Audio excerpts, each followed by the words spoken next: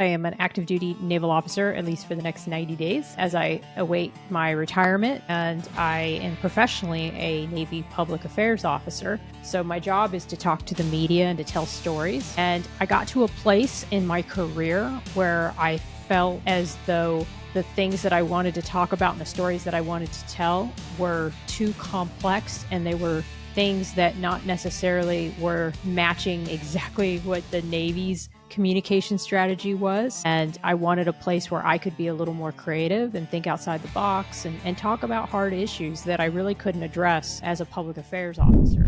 I think that as a military member, you do have limited freedom of speech. I do not believe that any military member should ever be talking about anything that's operational security. So if it's something that's classified or could put our men and women in harm's way, obviously that's nothing that should be discussed in a public space. Hey guys, my guest today is Theresa Carpenter. A very interesting story. She is a naval officer. She's also a host of SOS podcast, Stories of Service. Super excited to explore your story. First of all, welcome to the show, and I'm super excited to talk to you today. Well, thank you, Danny. I really appreciate the opportunity to be on your show, and thank you so much for having me. Yeah, absolutely. I'll jump straight into that. You've recorded 199 episodes of your podcast. What was the biggest insight you learned from this process? I would say that people are much more forgiving of mistakes and technical errors than you are on yourself, because I think that because my show is live, anything can happen. I can, especially connectivity issues. I think that's probably the biggest challenge in tech that I struggle with doing a live show. And then I would say the second thing that I've learned the most is that every conversation is different. There's no two people who are alike, and some guests you really jive with and there's a lot of chemistry. Sometimes the guest is very nervous and doesn't feel in a position where they're comfortable speaking, and that's probably also on me to not read the room ahead of time and do some of that back and forth coordination. And maybe I just don't know that they're not as ready to go as I had hoped. But I would say those are the biggest lessons. And then also, I would say number 3 is to have a structure for how you do the podcast and have some ground rules going into it. So, what made you start the podcast in the first place? So, as you said, I am an active duty naval officer, at least for the next 90 days, as I await my retirement. And I am professionally a Navy public affairs officer. So my job is to talk to the media and to tell stories. And I got to a place in my career where I felt as though the things that I wanted to talk about and the stories that I wanted to tell were too complex, and they were things that not necessarily were matching exactly what the Navy's communication strategy was. And I wanted a place where I could be a little more creative and think outside the box and talk about hard issues that I really couldn't address as a public affairs officer. So that's where it came from. And I've always been a person who felt that giving back and being of service to others was our highest calling in whatever capacity that we can. And so I thought this would be a opportunity for me to take my communication skills and storytelling and not only post on social media about my story, but to use my social media platforms as a vessel of service for others to share their stories. So you, from what I understand, all of the podcasts are with guests. They are not solo podcasts. You invite people, right? Correct. I've done a few solo podcasts in the past, but not for a really long time, because quite frankly, I have so many guests that want to come on, and I would rather give that space to them. And my story, I've been very transparent with. I've shared so many different aspects of it already that my audience knows my story, and I would rather use that time, that weekly slot, or sometimes it's like 2 or 3 a week. I would rather use that time to learn more about other people. So who are your guests? Are they all from the Navy or from other branches or not even from the military sometimes? I would say 95% of them have either served in the military or are presently serving. There are a few who are spouses or who are in the thought leader space that I've had on, but they're kind of one-offs. They're just people that I see online that I'm really fascinated by their story. And I think that my audience will appreciate what they bring to the table. But because I have primarily a military audience, I do believe that that's the subject that resonates most, something to do with someone's military service. But within that subject matter area, there's so many things that people can explore. We can explore mental health issues. We can explore people who speak up as a whistleblower in their organization. We can explore trauma. I guess that's along mental health. We can explore leadership.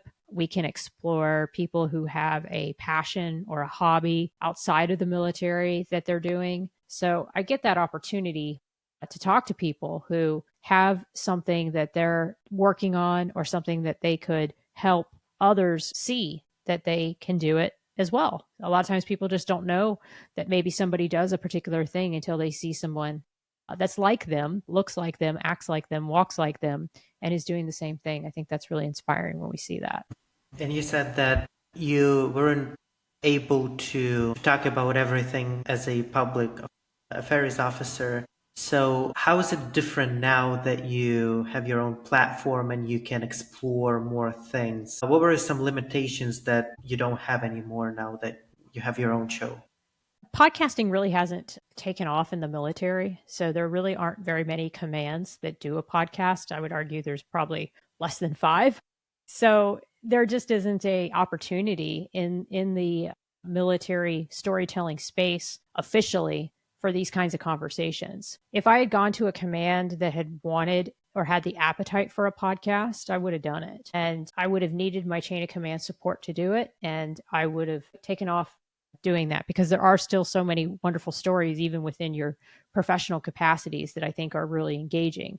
But that type of lift is just not in demand, or even with the current manpower and the bandwidth that communicators have in the military, it's just not our priority. So these are the more in-depth and nuanced and contextual conversations that I believe really help people understand things in a way that, unfortunately, a press release or a curated caption on a photo just can't deliver. And so I got to explore these topics, whether it was about military policy or it was about somebody who has struggled with a really catastrophic event like a ship collision or something along those lines. And it really taught me about how people are so resilient and have endured so many hard things, but just keep going. And I thought that that was inspirational, and I wanted to bring more of that to the public. But as a staff officer, you're really expected to just talk about what the sailors do every day on their job, and the messaging and the talking points about what they're doing are very static. They don't change. It's working with your partners and allies, or it's this sailor doing this job and he or she is doing a great job at doing this. But it really doesn't go beyond that into anything that I think is a little bit more intellectual or thought provoking, which is fine. I understand. I did it myself for so many years, and I'm so grateful for that career. But I got to a place where I really wanted to have more thought provoking conversations about the policies that were impacting our men and women in uniform. And this gave me an opportunity to have those discussions. And do you know who your listeners are primarily? Because I myself, I'm still figuring that out, looking at the metrics and feedback. You've already recorded 200 episodes, so do you have a clear understanding there? I wish I could tell you I did. I mean, I have my follower count, which is probably somewhere in the 20,000, 25,000 range across the social media platforms. Each episode gets a certain number of downloads or views. I would say that you are a product of what you talk about most. Like your audience, if you talk about, let's say, mental health issues, you'll get a lot of people that are in the healing professions or in the trauma space. If, like me, I do talk about whistleblowers a lot. So I get a lot of people who have made courageous decisions to speak up about things that have impacted them and have happened to them, whether they're still currently serving, which I've had a few of those, or usually it's somebody who's already gotten out and it feels a little more safe talking about those issues. But I would say it all varies depending on the episode. If I do an episode about a active duty member who is go Navy and just very, very motivated to serve, I will get a certain type of audience that will tune into that type of a show. if I do a show about, let's say, a filmmaker, maybe I'll get more people that are interested in the creative arts and want to pursue something like that themselves. So every episode, I feel like I draw in sort of a different crowd depending on the story that I take on. And then a lot of my shows are people that I personally find fascinating, and they've done something a little unique in the military space that I think would inspire other people to consider doing the same. I like how you mentioned whistleblowers and stuff that you've talked about. Have you ever had any questions or problems with the Navy because of the stuff you're talking about? I have, and it's not been easy. I have to ride a very careful line. I mean, I guess I definitely want to say that everything that I say on your show or online is always in my personal off duty capacity, does not represent the government. And I think that as a military member, you do have limited freedom of speech. I do not believe that any military member should ever be talking about anything that's operational security. So if it's something that's classified or could put our men and women in harm's way, obviously that's nothing that should be discussed in a public space. However, I do think that there's a space for advocacy, and there's a space for service members who are presently serving to speak with Congress, to speak with their elected representatives, again, in their off duty personal capacity. And I endeavor to try to encourage people to use their voice, because I think that the people that I've always worked for who allowed me to use my voice, they garnered the most respect. And I looked up to them the most, and I was the most loyal to the people that gave me a voice. And so I think that the military benefits from people who can respectfully discuss their views. And sometimes, yes, that gets me in a little bit of hot water with certain people who don't want dissent, and they don't want anyone to have an open conversation about things. But coming from a family where there was a lot of secrets in my childhood, that I do believe that if they had been dealt with and out in the open, we would have moved past them. My last command, I had a boss that allowed dissent, and he allowed problems to be discussed openly in meetings. And it was a real game changer because things got squashed at a really early stage. And I contrast that with a lot of other work centers that I've been in where that didn't happen. And so I think that there's even a space online to do it. Unfortunately, the algorithms, they sometimes favor divisiveness and nastiness and all these things that are not good. And I just aim to be a place where, yeah, I can poke a little fun at my haters every now and again. And I did today, actually. But at the end of the day, I want people to respectfully disagree with me, and I want to have open dialogue on things that we should fix about our organizations, whether that be the military, whether that be nonprofit, whether that be your church, wherever you are. Open discussions, I think, are the key to squashing problems and moving on and making organizations better.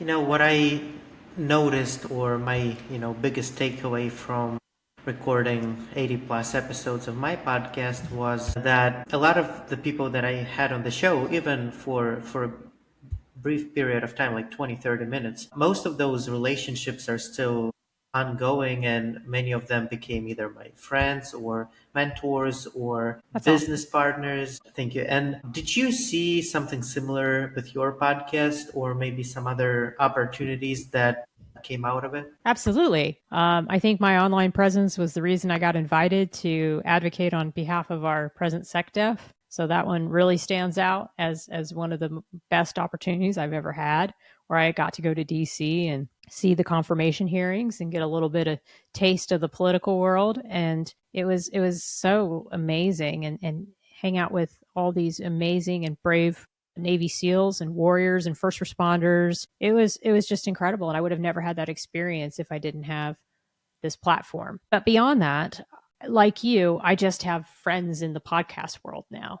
So I have people that I'll see at conferences that recognize me. I recognize them. I'm a fan of their podcast. They're a fan of my work. And I really want to help build the military podcast community, because together we're stronger. I'm not competing with any of them. They're not competing with me. They get bigger than me. That's great. Whatever. I don't care. This is not a money making venture for me. This is a passion project. And it's something that I think I'm so blessed to do. So, whatever I can do to elevate the voices of others, I will do so. So, absolutely, I've had the same thing happen. I have friends now, people that I on group chats with, everything, all through this forum and putting this together and having a show for 4 years. A topic that I want to talk about is transition. You mentioned that you're probably a few months away from retiring from the Navy.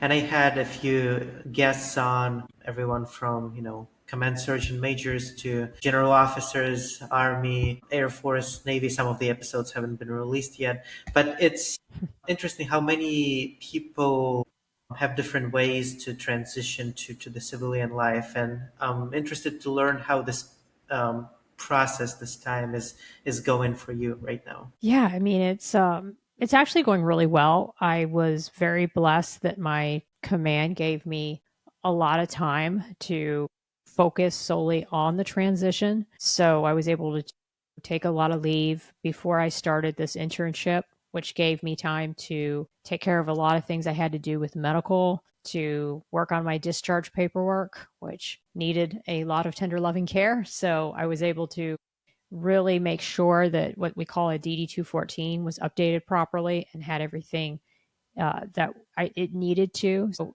my transition has been very smooth so far. I am in a different situation than a lot of people in that I'm not immediately looking for a job. If a job comes my way and it's a good fit, I'm not going to turn it down immediately, but I'm really focused on giving back and being of service and using my GI Bill. I haven't used that yet and going back to school. So I'm in the process of seeing if I have one program in mind, and if that doesn't work out, I'll find another program. So that is really the piece now: is what does my day to day look like post military now that I'm not going to continue to serve and move. I mean, I was moving every 2 years since 2012. So for 14 years, or 13 is when I transferred. So yeah, over 10 years, 12 years, that's all I've done is move every 2 years. And you like barely get settled in a place and then you're already thinking about where you're going next. And so this is the first time. We currently live in Ocean Springs, Mississippi, and this is the first time that we'll have a little bit of roots. For a while, we bought a home here and really love the community. And I'm just looking forward to doing some work on the local level and enjoying this season of life. Interesting. Was there some like a specific reason why you chose Mississippi? It was quite honestly the best place for my job placement people to send me. I was going to go to Pensacola, Florida. That did not work out, but I wanted to go south. And my detailer gave me the opportunity to go to this duty and fill a unfilled billet, unfilled assignment. I think they knew the writing was on the wall that I was going to get out. So I was able to do just 1 year here and transition out of the Navy. So I've done 29 in 29, by the time I'm retired, I'll be 29 years and 4 months. So this was just a really nice way to finish out the time, take care of what I needed to get done, because transitioning out of the military is already a hassle. But when you've done as many years as I've done, there's just a lot of things you have to think about. So the goal for us was to settle down in the South, in the United States, somewhere in the South. And this was just the best place for us to do that. Yeah, I can totally understand that because I live in Pensacola and it's a great place and the whole atmosphere in the South is just great. Before we finish, do you have a final message that you want to put out there for the listeners? I would just say be yourself. I think that most of my career was struggling to be completely myself and to be authentic. And it's so wonderful to have a show where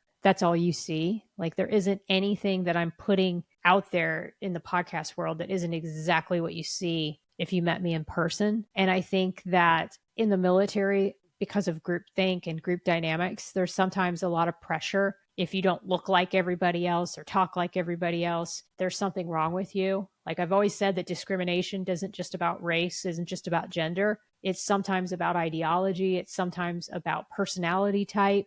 If you're not a really outgoing social person or whatever. So I think that you will always never go wrong if you just embrace who you are and be yourself in every situation. And the people that will be your friends will be your friends, and then you'll have some detractors, and that's okay too. Thank you for coming over today. Great insights.